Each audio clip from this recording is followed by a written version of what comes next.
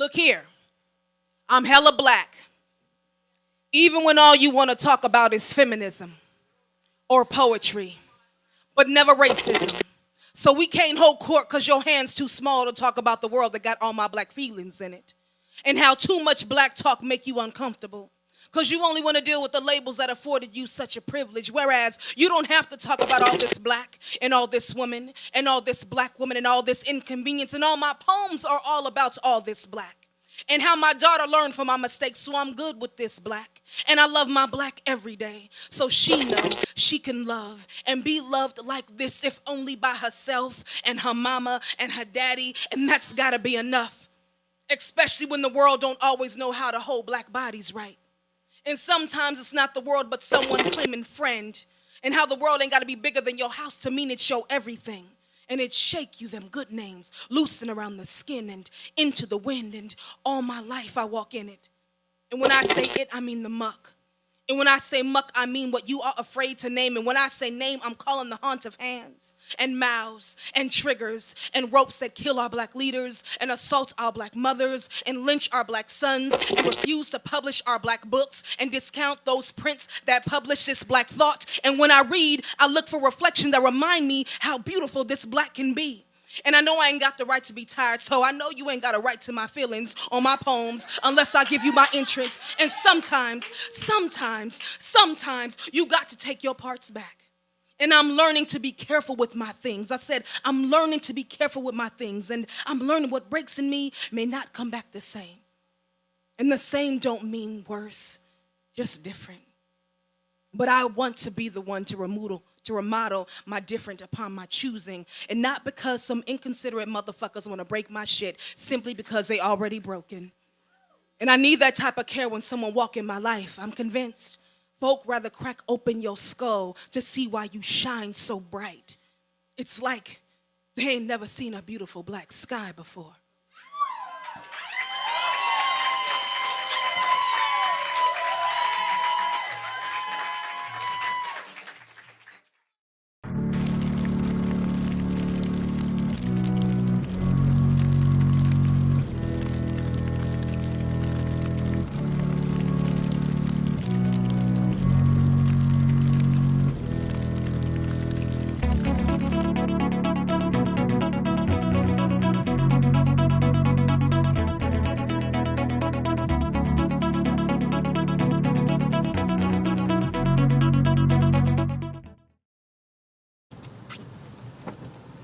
Excuse the noise in the background. I'm actually driving right now as I'm recording. So if you hear some stuff in the background, it's just my car and the streets. And it's raining right now, so you probably hear my windshield wipers.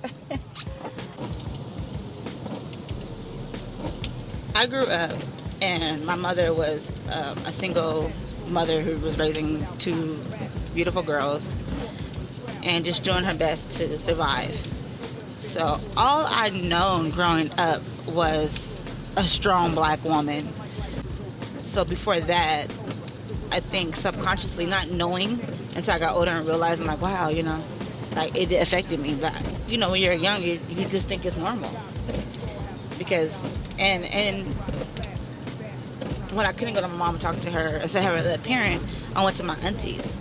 I got like 5 or 6 aunties that all kind of share a little bit of the same story as my mother. A single mother just trying to make a way for her kids. For the most part, they were their sole provider, protector, and head of the household for their families. Did it start? Yeah. So, what are some of the stereotypes that you heard about black women? Well, with the black women, I always hear that we're angry, we're too independent, we nag, we're loud, we act like a man. I heard it all. And why do you think we are put in those categories? I think a lot of it is just life in general, because we have a lot of different scenarios of life that we have to battle, from race to just being a woman trying to have a voice, and then on top of that, being a black woman, trying to have a voice, trying to raise a family, trying to be heard and still be a family woman. You know what I'm saying? And still know who she is as an individual. You know, that's a lot. Because more is expected, just like more is expected for our black men, even more is expected for the black women. I guess the biggest stereotype that I've heard about the black women is that we are bitter. And that's a very hurtful word for me. I think through our experiences and who we are and the things that we've endured and gone through are the result of who we are as a strong black woman. Growing up, I didn't necessarily know how the black woman was seen until I got older, and then I realized who I was as a black woman. So I feel like my answer now that I have knowledge would be that they know how strong we can be if we know how strong we are. So they want to degrade us, just like they do our men, so I feel like that's why they put us in those categories. I think it has a lot to do with the way we were raised and our upbringing.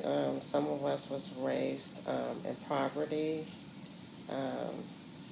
in the hood, by single mothers. Watching our mothers made us kind of grow up being hard. You find the black tube inside her beauty case, where she keeps your father's old prison letters. You desperately want to look like her. You look nothing like your mother. You look everything like your mother. Film star beauty. How to wear your mother's lipstick. You go to the bathroom to apply the lipstick, somewhere no one can find you. You must wear it like she wears disappointment on her face. Your mother is a woman, and women like her cannot be contained.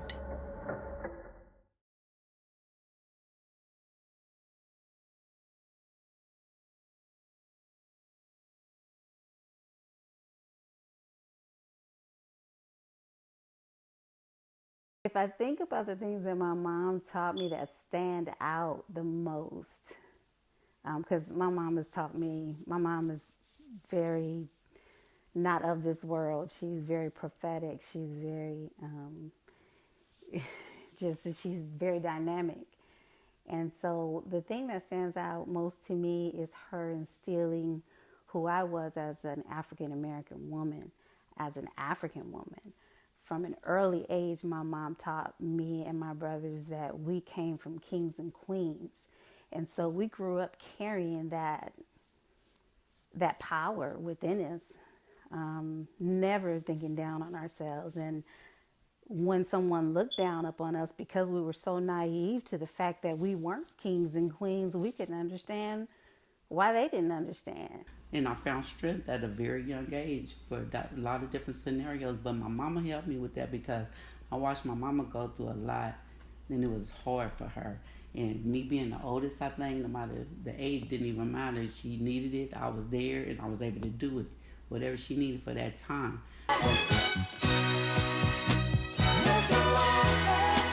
They just keep on saying I'm a lazy woman. Don't love my children and I'm made to be unfit. I must divorce him, cut all my ties because his words they make me sick. It's a hard sacrifice. Hard sacrifice. That having me a dummy man. Society gave us no choice. Tried to silence my voice, pushing me on the welfare. It's Miss Kenback, Mama. Darling, don't just stand there. Let her in. I'm trying to prove my equal rights. Hello, Charles. Some mistakes, for goodness sake. Hello there. I'm sorry, I didn't hear the door. Children, would you cut that music down? Just turn it down. Hello, Mrs. Price. Hi. How you been? And I was raised around women, my cousins, all kind of different, family members as far as women that showed that strength and integrity no matter what life beat at them, they fought through that. Mm-hmm. That's what I had. That's where I think that category come in there, but it's not a negative. Mm-hmm. They just made it a negative. That's what made us strong. That's what's made us fight on. That's where we draw that energy to hold our family together no matter how broken we are as women. That's what my mama taught me watching the things she went through.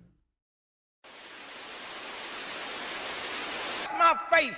America ain't got no mama that's washing her face. She'd pick my nose when it need to be opened up. She'd look in my ears. All we do is we went from this filth we was in to putting on some new clothes, and nobody has said, hey, somewhere we got to apologize. First, to black women. White women's okay, but that black woman went through racist white system and sexist black me. And we ain't never said what you've been through. And in spite of that, look at that black woman. Look at Kathy Hughes. She didn't have the privilege of a ladies' movement when she's putting that empire together. Look at Dorothy Height, huh? Look at all these women that have come through, the late Dolores Tucker. Look at what's going on now with Ife Williams talking about Sojourner Truth, and we will have that statue in the White House. Our women, if you think this sister just a politician, what she had to go through to get there, cause she was a woman. And we have never slowed up and said, thank you, ladies, thank you, thank you, thank you. And until we do that, until we're able to do that. To me, the strongest human being on this planet is the black woman. If you think about it, black women have been the sole provider, protector since the beginning of our history in America.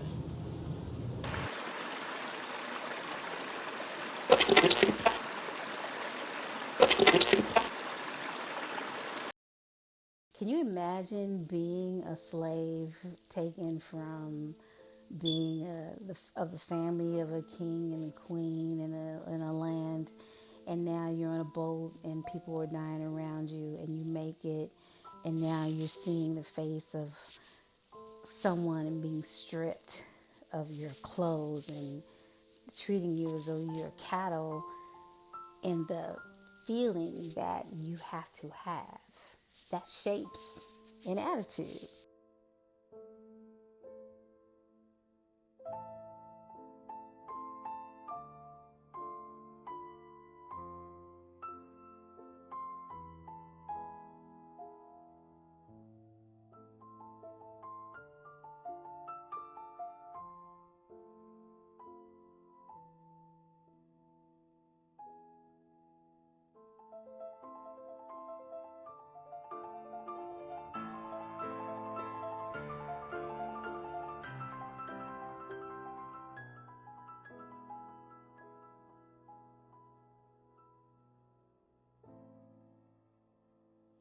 And when you have kids in the midst of that, and those kids grow up seeing that, your daughters grow up seeing people mistreating you like that, and, you know, the master coming in and taking advantage of you at night, and, you know, the kids now as a child, a young black female, you see your mother going through that, and you watch your dad cry because he can't help her.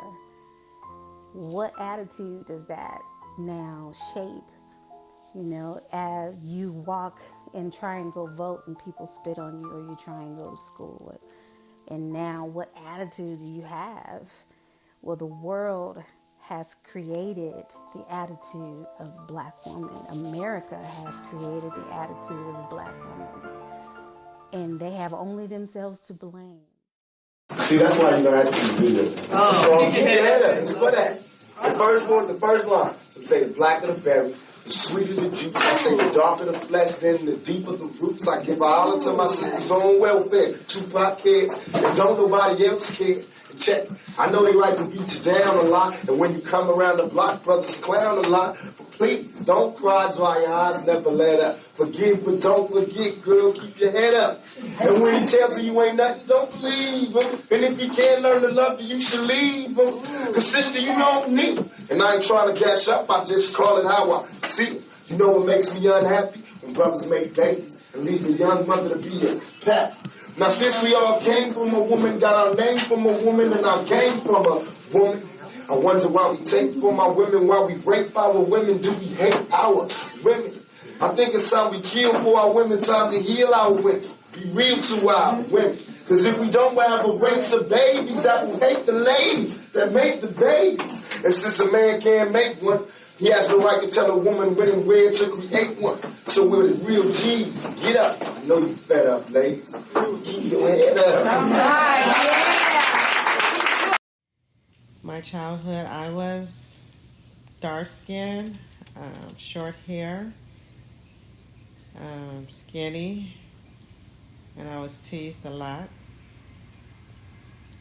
by a lot of black boys and a lot of other black girls about, you know, people used to say, am I a girl or a boy? Because my hair was short. So my grandmother took me and got my ears pierced. And this was around when I was like 5 or 6. And what was the year? The year? Like what time? In the early 70s. Okay. Early 70s.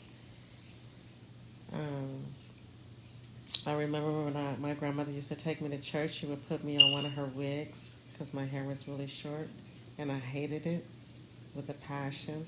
I used to cry all the way going to church, like, why do I have to wear this wig? But yeah, just being dark, you know, the light-skinned girls were the pretty girls. They got all the attention. Everybody liked them, and the dark-skinned girls was the ugly girls, and they got teased, and people wanted to fight them, or fight us, or me, and it was just very sad. Did you hate the color of your skin? Did you have self-love? I had self-love because I had a great dad who was always telling me I was beautiful, and who always got mad if somebody said, is she a girl or a boy? And he was like, she's a girl, she's a beautiful girl. So he would make me feel like, okay, I am pretty. My dad thinks I'm pretty, so I must be pretty. But then in the real world, yeah, I wanted to be light, and I wanted to have long, pretty hair, and I wanted to be like the pretty girls. I used to put sheets, towels on my head with rubber bands and swing it like I had long hair. You know, all kind of different things just to make myself feel like, you know, I'm lighter and I'm pretty. And how do you feel now being an adult and still being considered a dark-skinned woman? I feel black and beautiful. I love my skin. I feel like dark skin is the most beautiful skin in the world, and I wouldn't change it for anything. You know, you got dark skin, light skin. It's been that. All our life has been that. And as a young girl, I ain't understanding. You know what I'm saying? Because I was the darkest. I've heard all through my life that I was the darkest in our family. You know, I've heard it just different family members speak on it, this and that. But it's like, but I was okay because I had the long black hair. That's what made me, as I had hair. You know, everybody's like, well, you got the hair. Okay. You know, but it's like, but that was like that early. It was like that. You know what I'm saying? That we had to fight for just beauty and to feel good about ourselves. You know what I'm saying? Because there was a time that I felt not as pretty. I felt like if I wasn't light, I wasn't pretty, you know. I mean, I went through it where, I mean, I've had even my son, you know, he used to tell me I was black and his daddy was white. His sister was white. You know what I'm saying? I used to be like, no, he's like, you know, I was like, no, baby, you guys are black too. It's just your different shades. He's like, no, ma, just you. But it's from hearing or seeing stuff on TV. That's what. And he was a baby. He was a child. It ain't like I could say, oh, but he was a child, just identifying color. But as black women, you're gonna have that. You know what I'm saying? And the darker you are, you're gonna feel that. You know what I'm saying? So yeah, like I said, I've had the racism through my life. My mother, I've had stories of her. She felt bad about her color. She was raised to feel. So me hearing that all the time, and she shared it openly because I was her dark skinned daughter. Yeah, color. I've definitely always dealt with color. So when people speak and tell me my color is okay, it's beautiful. Yeah, that's very different for me. La la la la la la la la la la la, my chérie amour, lovely as a summer day. My chérie amour, distant as the Milky Way. My chérie amour, pretty little one that I adore. You're the only girl my heart beats for. How I wish that you were mine. In a cafe, or sometimes on a crowded street,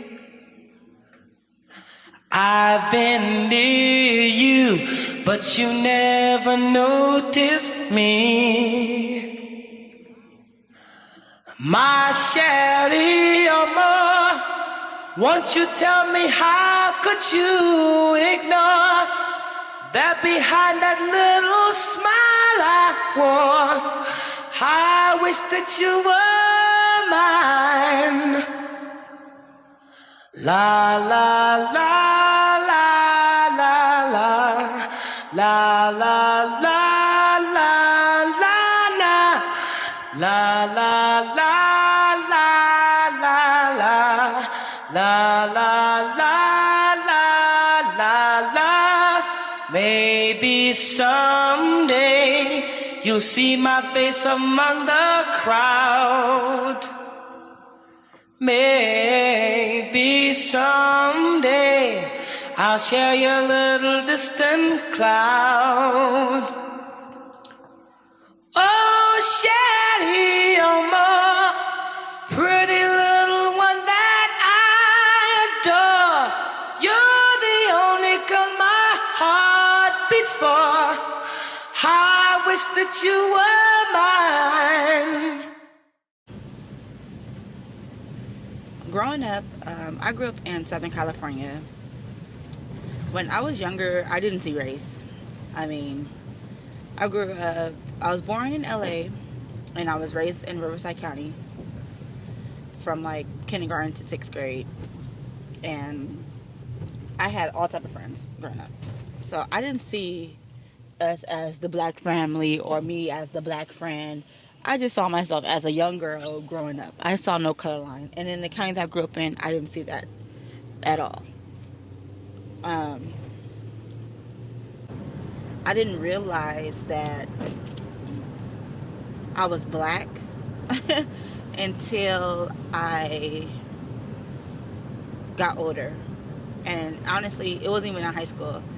Even though so in high school, I moved to San Bernardino, California, and lived in areas where it was predominantly black people.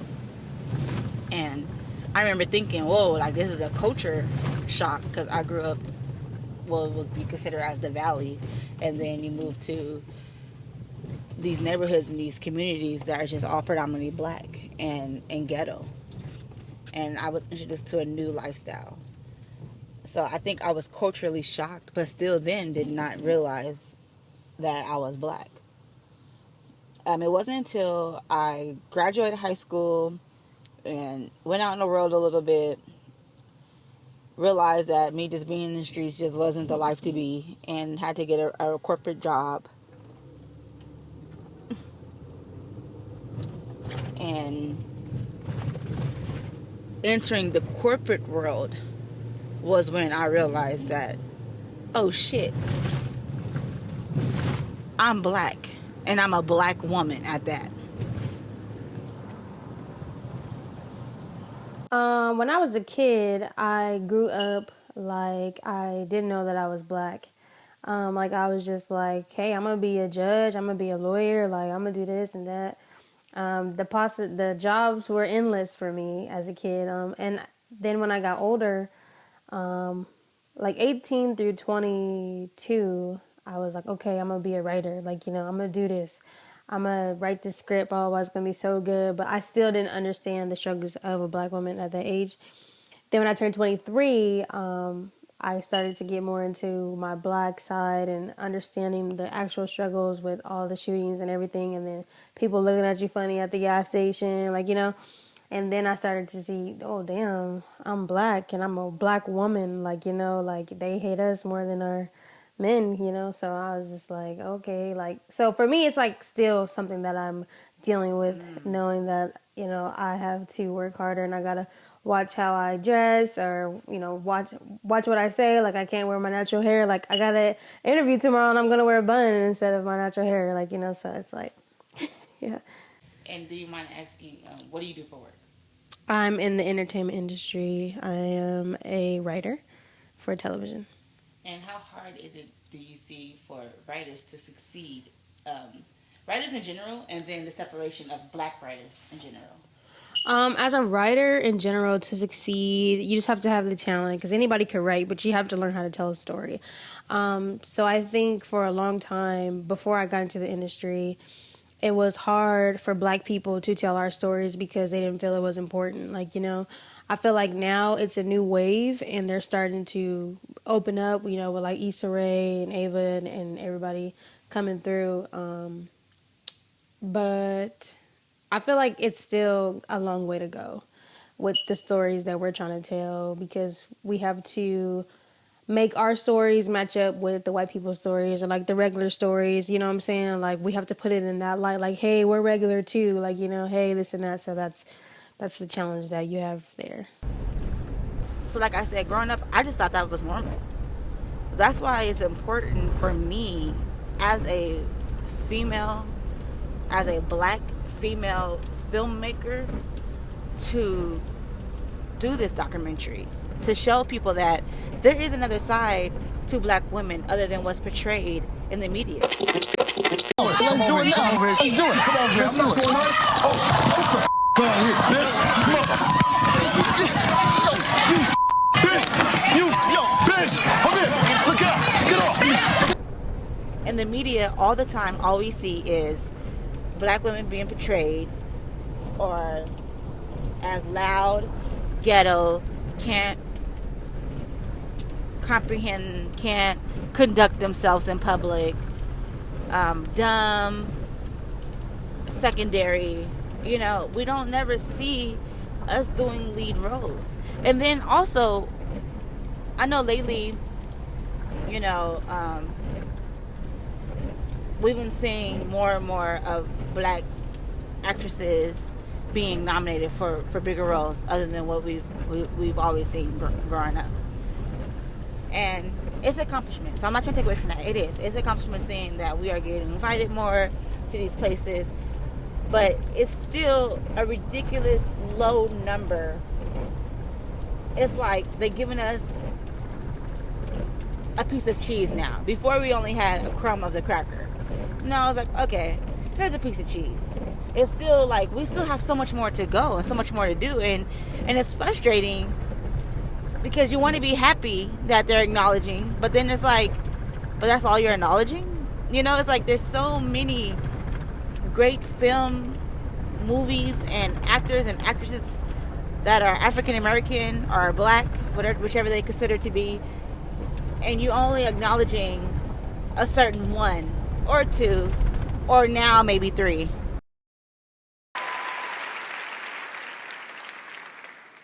And the Emmy goes to Viola Davis, How to Get Away with Murder.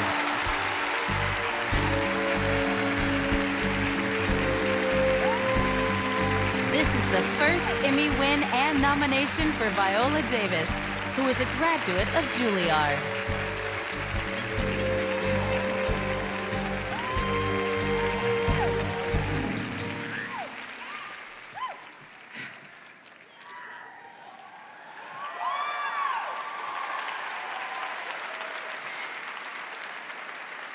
In my mind, I see a line.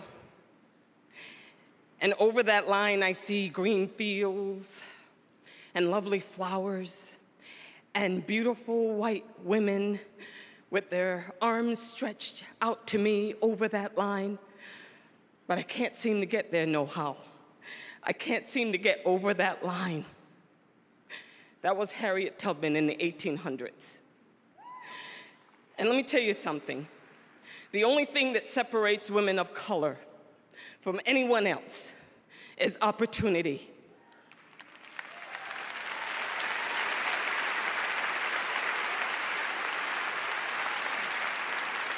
You cannot win an Emmy for roles that are simply not there. So here's to all the writers, the awesome people that are Ben Sherwood, Paul Lee, Peter Nowak, Shonda Rhimes, people who have redefined what it means to be beautiful, to be sexy, to be a leading woman, to be black. And to the Taraji P. Hensons, the Kerry Washingtons, the Halle Berrys, the Nicole Beharies, the Megan Goods, to Gabrielle Union, thank you for taking us over that line. Thank you for the Television Academy. Thank you. My mother taught me to be a provider, and not just for your family, but for yourself.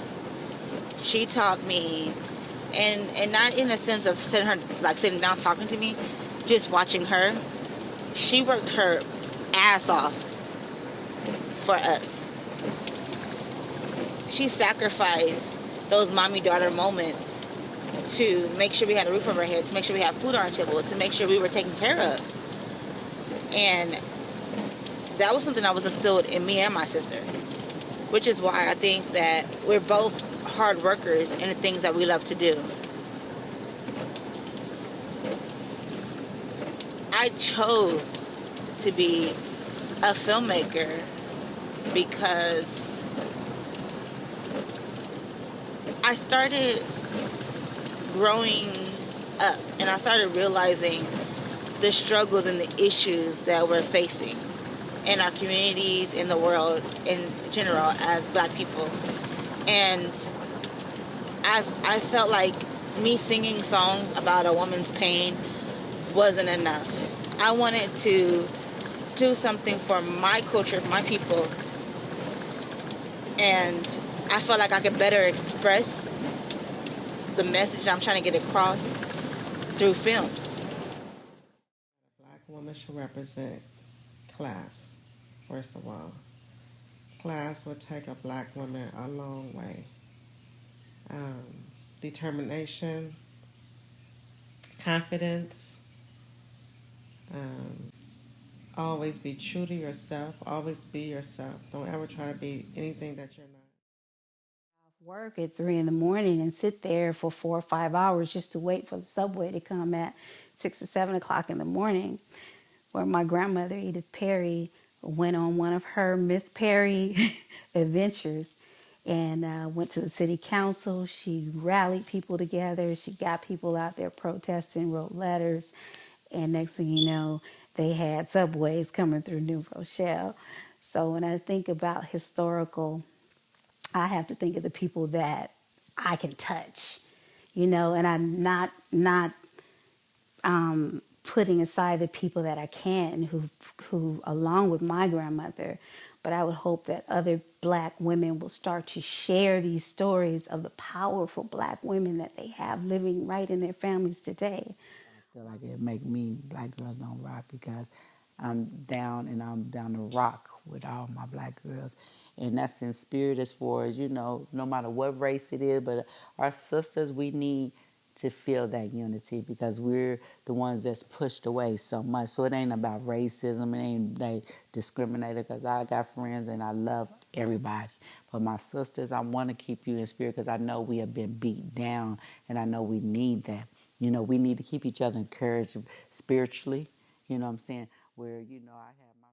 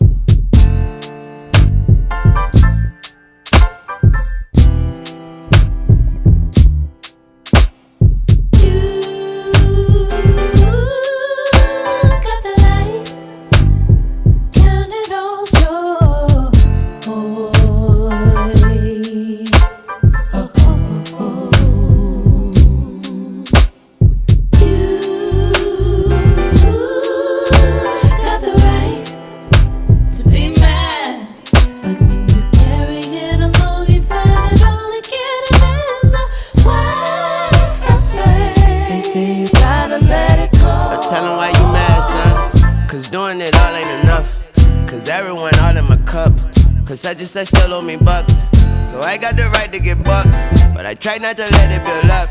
I'm too high and too better too much, so I let it go, let it go, let it go. I ran into this girl, she said, why you always playing me? Why you can't just face it? Why you always gotta be so mad? Be mad, be mad, be mad. Why you always talking shit? Always be complaining. Why you always gotta be? Why you always gotta be so mad? I got a lot to be mad about. Be mad, be mad. When you love, oh, when you love, oh, when you love,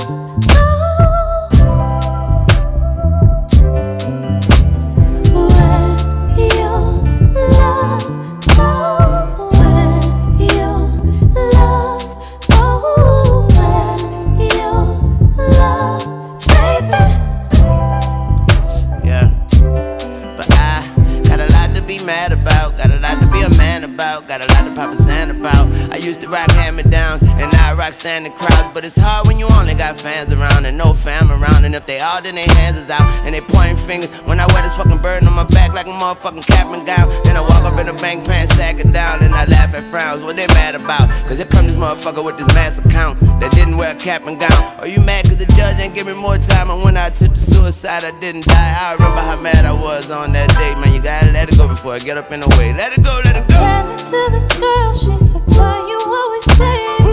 Why you can't just face